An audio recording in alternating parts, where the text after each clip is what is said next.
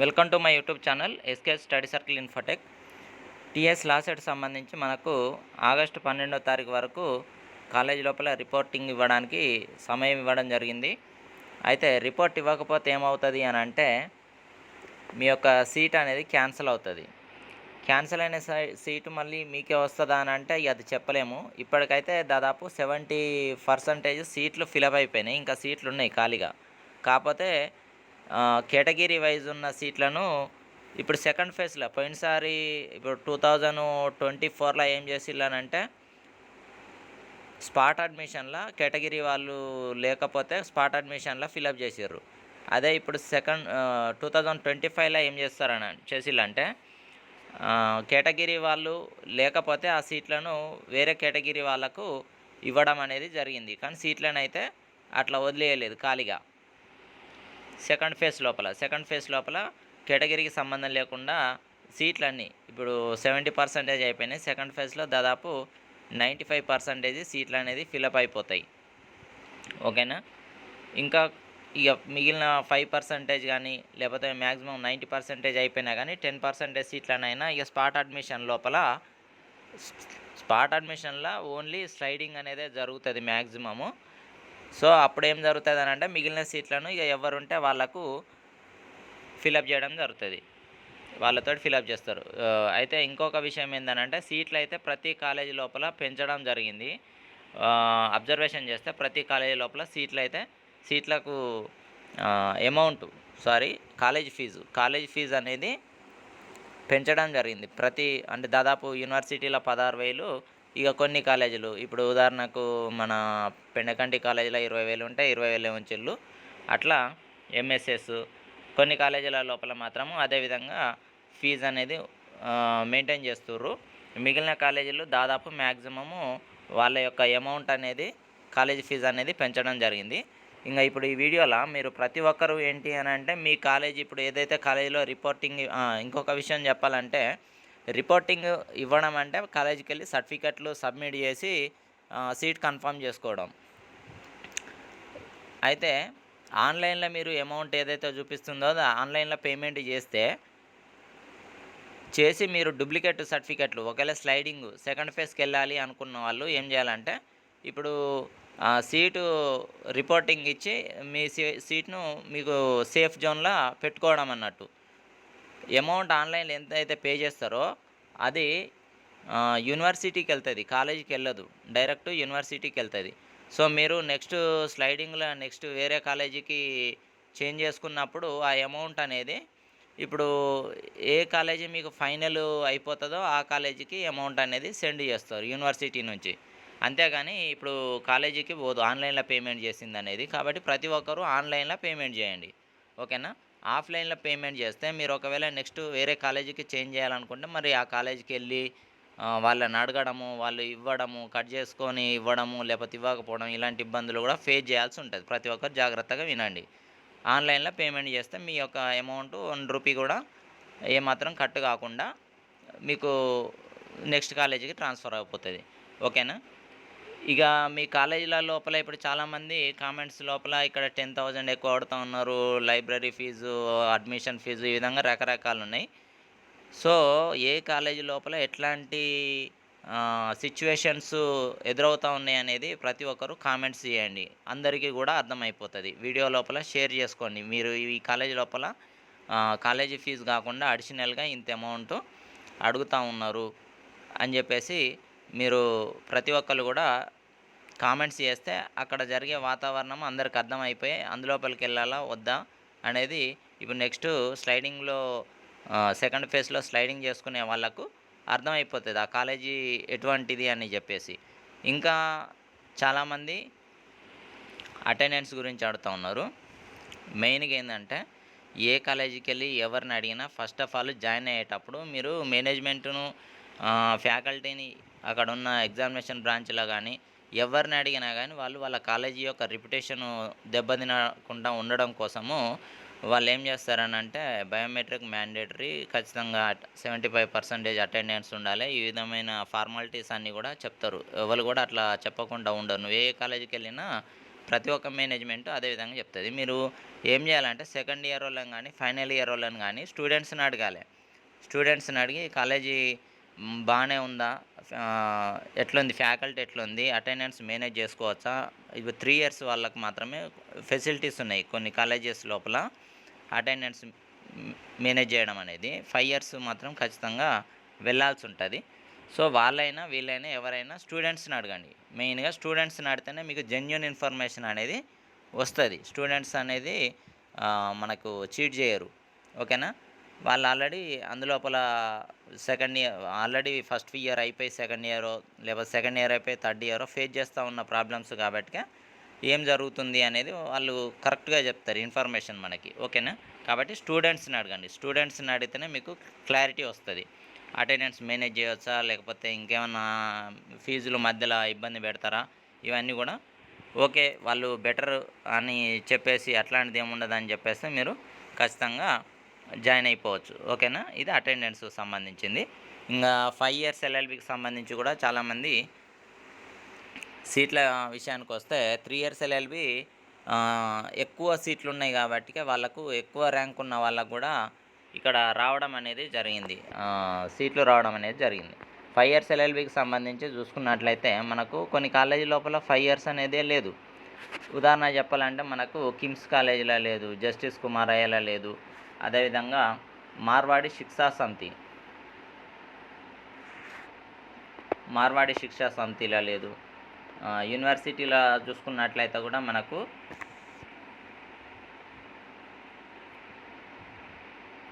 Five years LLB ఇక్కడ మనకి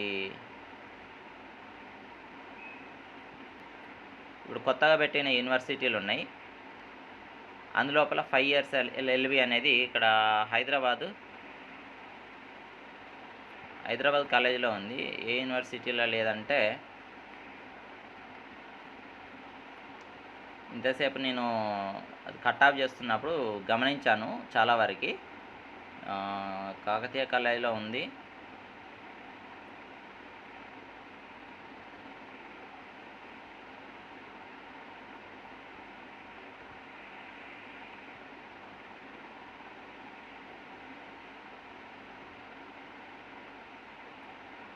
మార్వాడి శిక్షా సమితి ఎంజీయూలో చూడండి. యూనివర్సిటీ కాలేజ్ ఆఫ్ ఎంజీయూలో కూడా 5 ఇయర్స్ ఎల్ఎల్బి అనేది లేదు. ఇట్లా చాలా వరకు ఇంకా వాళ్ళకు సంబంధించి కొన్ని కాలేజీలు ఉన్నాయి, వెల్ఫేర్ కాలేజీలు. బట్ ఇక్కడ చూసుకున్నట్లయితే మనకు 5 ఇయర్స్ ఎల్ఎల్బి అనేది కొన్ని ఎక్కువ మొత్తంలో ఉన్న సీట్లున్న కాలేజీల లోపల 5 ఇయర్స్ ఎల్ఎల్బి ఫెసిలిటీ అనేది కూడా దాదాపు లేదు. యూనివర్సిటీ లోపల ఇప్పుడు అటెండెన్స్ మ్యాండేటరీ అని అడుగుతూ ఉన్నారు అని అంటే ఇప్పుడు శాతవాహన యూనివర్సిటీ కూడా 2025 లోపలనే యాడ్ అయింది. ఓకేనా. అందులోపల హాస్టల్ ఫెసిలిటీ అంటే వాళ్ళు మేము అది కరెక్ట్ రన్ అయితే అప్పుడు మేము హాస్టల్ ఫెసిలిటీ కూడా ఏర్పాటు చేస్తామని చెప్పిళ్ళు. ఇంక ఇప్పుడు చెప్పిలా, ఇప్పుడు ఆల్రెడీ హాస్టల్ ఫెసిలిటీ ఉందా లేదా అనేది నాకు తెలిసిన వరకు అయితే లేదు. ఒకవేళ యాడ్ చేస్తుంటే ఎవరైనా ఇప్పుడు శాతవాహన యూనివర్సిటీలో సీట్ వచ్చిన వాళ్ళు కామెంట్ సెక్షన్లో మరి హాస్టల్ ఫెసిలిటీ ఉందో లేదో కనుక్కొని కూడా ఇన్ఫర్మేషన్ ఇవ్వండి. మన ఛానల్ ద్వారా చాలామంది చూస్తూ ఉన్నారు కాబట్టి వాళ్ళకు స్టూడెంట్స్ అందరికి కూడా ఇన్ఫర్మేషను ఇందులోపల నుంచి రీచ్ అవుతూ ఉంది. ఓకేనా. సో ప్రతి ఒక్కరు కూడా ఇంకా స్టూడెంట్స్ యొక్క డౌట్స్ ఉన్నాయి. ఏమనంటే ఇప్పుడు ప్రతి ఒక్కరు కూడా డౌట్స్ పంపడం జరిగింది మనకి. చూద్దాం డౌట్స్ ఏమన్నా.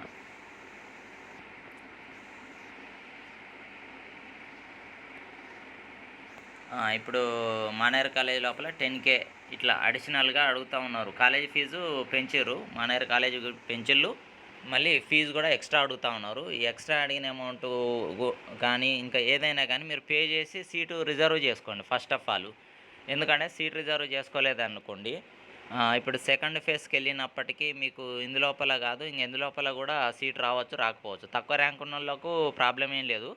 ఎక్కువ ర్యాంక్ ఉన్న వాళ్ళు సెకండ్ ఫేజ్కి ఎట్టి పరిస్థితుల్లో వెళ్ళకండి. సబ్స్క్రైబర్స్కు బెస్ట్ అడ్వైజు సజెషన్ ఏంటంటే ఎక్కువ ర్యాంక్ ఉన్న వాళ్ళు ఇంగా సీట్లయితే సీట్ల రేటు కాలేజీ అమౌంట్ అయితే అన్ని కాలేజీల బెంచీలు ఇంకా అడిషనల్‌గా గూడా వసూలు చేస్తా ఉన్నారు. మేనేజ్‌మెంట్ ఫీజు ఇంకా ఎక్స్‌ట్రా వసూలు చేస్తా ఉన్నారు. ఆహ్, ఏంటంటే ఇప్పుడు డిమాండ్ పెరిగిపోయింది కాబట్టికే. ఎల్ఎల్‌బీకి డిమాండ్ పెరిగిపోయింది కాబట్టికే ఇక ఇప్పుడు వాళ్ళ ఇష్టరాజ్యం అయిపోతుంది కాలేజీ లోపల. కాబట్టి ప్రతి ఒక్కరు వాళ్ళకిష్టం వచ్చిన రేట్లు పెట్టుకున్నారు. ఇది హైకోర్ట్‌ల కేసు నడుస్తుంది. సో, ఏంటంటే హైకోర్టు మరి ఫీజులను అప్రూవల్ ఇవ్వచ్చు, రిజెక్ట్ చేయొచ్చు. రిజెక్ట్ చేస్తే అంతకుముందు ఎంతైతే కాలేజీ ఫీజులున్నాయో అవే ఫీజులు కట్టుకోవాల్సుంటది. లేకపోతే ఇంగ పెంచిన సీట్ల ప్రకారము అమౌంట్ అనేది పే చేయాల్సుంటది. సో, ఇప్పుడు మీరు పే చేసినా అది రిటర్న్ అనేది ఒకవేళ అప్రూవల్ కాకుండా రిజెక్ట్ అయితే మీకు రిటర్న్ ఇవ్వక తప్పదు. ఇప్పుడు మీరు సీటు కన్ఫర్మ్ చేసుకోవడం కోసము రిపోర్ట్ ఇచ్చే టైంలో ఇప్పుడు ఎక్స్‌ట్రా అమౌంట్ కట్టినా, ఏది కట్టినా గానీ మళ్ళీ ఇప్పుడు కాలేజీల స్లైడింగ్ చేసుకొని వేరే కాలేజ్‌కెళ్తారు గదా! అప్పుడు ఏమైతది అనంటే ఆన్‌లైన్‌ది గూడా ట్రాన్స్‌ఫర్ అయిపోతది. మీరు సీట్ క్యాన్సెల్ చేసుకుంటారు గాబట్టికే ఈ 10,000 అమౌంట్ గూడా మీకు రిటర్న్ ఇవ్వడం అనేది జరుగుతది. ఎందుకనంటే వాళ్ళు మళ్ళీ సెకండ్ ఫేజ్ తర్వాత స్పాట్ అడ్మిషన్ ఉంది గాబట్టిగా వాళ్ళు స్పాట్ అడ్మిషన్‌ల గూడా సీట్ అనేది ఏదైతే ఖాళీగా ఉందో స్పాట్ అడ్మిషన్ ద్వారా కూడా ఫిలప్ చేసుకోవడానికి అవకాశం ఉంది కాబట్టి అమౌంట్ రిటర్న్ ఇచ్చేస్తారు. రిటర్న్ ఇచ్చేసి వేరే ఆ స్థానంలో ఇంకా వేరే పర్సను ఫిలప్ చేస్తాడు సీట్ కాబట్టిగా అప్పుడు ఏమైతది అనంటే వాళ్ళకి కూడా నష్టం అనేది జరగదు.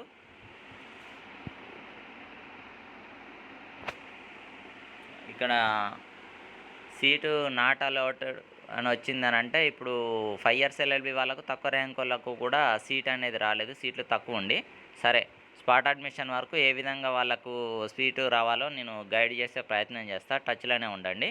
ఓకేనా?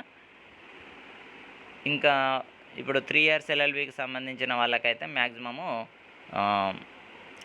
పిహెచ్ఓ వాళ్ళకు ఎక్కువ ర్యాంక్ వచ్చిన వాళ్ళకొచ్చింది. ఎస్సీ కేటగిరీ వాళ్ళకు, ఎస్టీ కేటగిరీ వాళ్ళకి ఎక్కువ ర్యాంక్ వాళ్ళకు రావడం జరిగింది. ఫీమేల్స్‌కి అయితే ఇంగ ఎంత ర్యాంక్ వచ్చినా గానీ ఆల్మోస్ట్ సీట్ అనేది వాళ్ళకైతే రావడం జరిగింది. ఇంకా కొన్ని కారణాలు ఏమున్నాయంటే కొంతమంది లిమిటెడ్ కాలేజెస్‌కు మాత్రమే వెబ్ ప్రిఫరెన్స్ అనేది ఇవ్వడం జరిగింది. అన్ని కాలేజీలు ప్రిఫరెన్స్ ఇవ్వమని చెప్పినా నేను. ఇచ్చిన వాళ్ళకు ఏదో ఒక కాలేజీలో ఎక్కువ ర్యాంక్ వచ్చిన వాళ్ళకు కూడా సీట్ రావడం జరిగింది. చూసుకోండి. పోయినసారి కంటే ఈసారి సీట్లు ఎక్కువ పెరిగినాయి కాబట్టికే చెప్పినా కదా! 700, 800 సీట్లు పెరిగినాయి దాదాపు. కాబట్టికే ఏమైంది అనంటే పోయినసారి 23, 24 వస్తే ఈసారి 26,000 వాళ్ళకు కూడా సీట్లనేది రావడం జరిగింది. నేను ఆల్రెడీ ఎక్సెల్ ఫైల్ సగము కంప్లీట్ అయిపోయింది. ఆల్మోస్ట్ 70% ఎక్సెల్ ఫైల్ కూడా కంప్లీట్ అయిపోయింది కాబట్టి నాకు ఐడియా ఉంది. నేను ప్రతి ఒక్క కాలేజీ లోపల ఏ కేటగిరీ లోపల ఎంత కట్ ఆఫ్ అయిందనేది చేస్తా ఉన్నా కాబట్టికే ఐడియా ఉంది నాకు. ఓకేనా?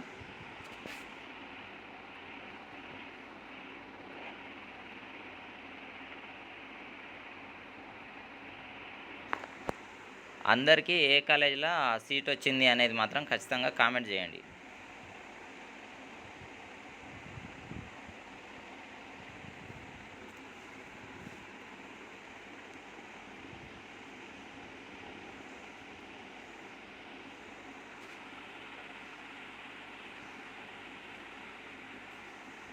చూడండి, ఇక్కడ కాలేజీ నచ్చలేదనుకోండి మీకు, ఇక్కడ కాలేజీలో సీట్ వచ్చింది. ఏదో కాలేజీలో పెడితే ఏదో ఒక దాంట్లో వచ్చింది. అనుకున్న కాలేజీలో కాకుండా ఏదో కాలేజీలో వచ్చింది. కాలేజీ నచ్చలేదు. నచ్చకపోతే ఏమైనా పర్వాలేదు. ఫస్ట్ అయితే వెళ్ళి రిపోర్ట్ ఇవ్వండి. నచ్చలేదు అది లాంగ్ ఉంది, ఇంకెక్కడ ఏదైనా ఉన్నా కానీ నా బెస్ట్ సజెషన్ ఏంటంటే మీరు నచ్చకపోయినా వెళ్ళి ఫస్ట్ రిపోర్ట్ ఇవ్వండి.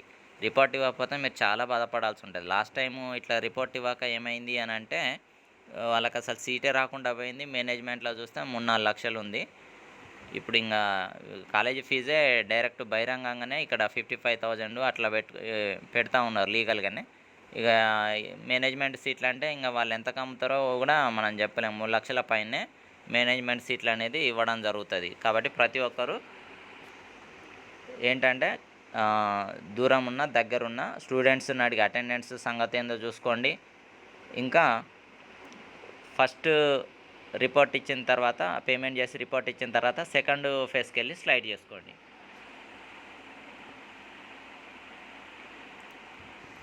ఎన్‌సీసీ అంటే ఇప్పుడు మనకి ఏంటో అని కూడా అడుగుతా ఉన్నారు చాలామంది. ఎన్‌సీసీ ఇప్పుడు మనకు స్పెషల్‌గా ఇప్పుడు కాలేజీ లోపల చేస్తూ ఉంటారు కదా!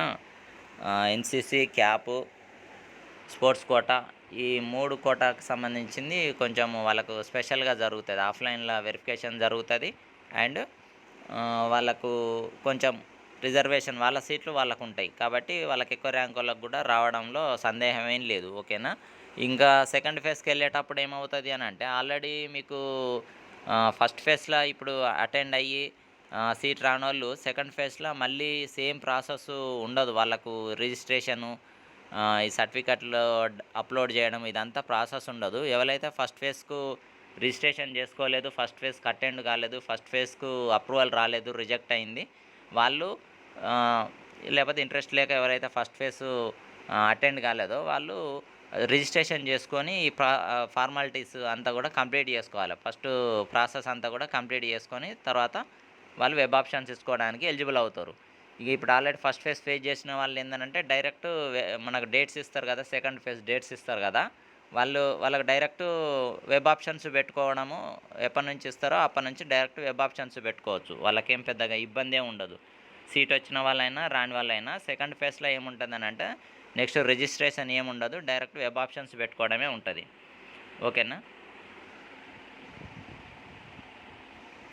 ఇంకేమైనా డౌట్స్ ఉంటే ఖచ్చితంగా కామెంట్స్ చేయండి. చాలామందికి చాలా డౌట్స్ ఉన్నాయి. దీని ద్వారా కొంచెము క్లారిటీ వచ్చిందనుకుంటా ఉన్నా. అటెండెన్స్ మ్యాండేటరీ అంటే ఇది కూడా చెప్పిన నేను. ఏందనంటే స్టూడెంట్స్‌ని అడగాలి. మేము అప్పుడు జాయిన్ అయ్యేటప్పుడు కూడా ఫ్యాకల్టీ సేమ్ ఇట్లనే మేము ఫేస్ చేసి ఉన్నాం కాబట్టికే మేము స్టూడెంట్స్‌ని అడిగితేనే మాకు క్లారిటీ వచ్చింది.